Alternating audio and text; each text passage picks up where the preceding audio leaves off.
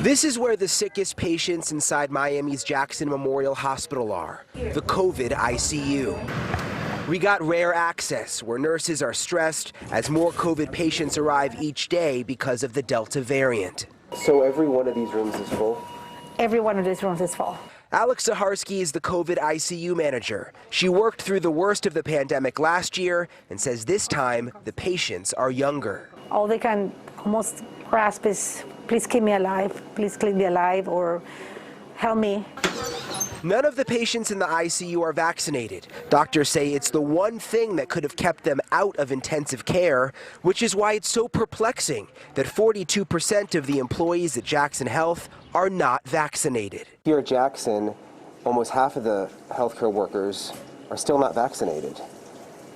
How can that be? I think it's still somewhat of disbelief, but I think when it happens to one of your coworkers, that's when it hits. And that has happened. ICU nurse NATALIE BROZ says she has treated coworkers sick with COVID. It's sad to see people that you know being hospitalized. People you work with that are supposed to be really well educated on this, and because of some reason or another, they're not vaccinated. It's sad. The question is why? Despite a lack of evidence, some female nurses of childbearing age are worried about the vaccine.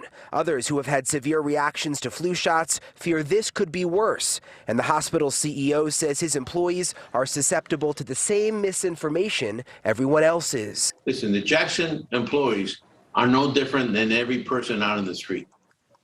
Everybody listens to rumors. And of course, being in the healthcare business, they create even more rumors, which is part of the reason why the numbers are low. We are doing everything we can to convince these people to do it. Convincing everyone to get the shot to finally end the pandemic. We're tired. We want to be over COVID, but it's obvious that we're in it for a while, you know.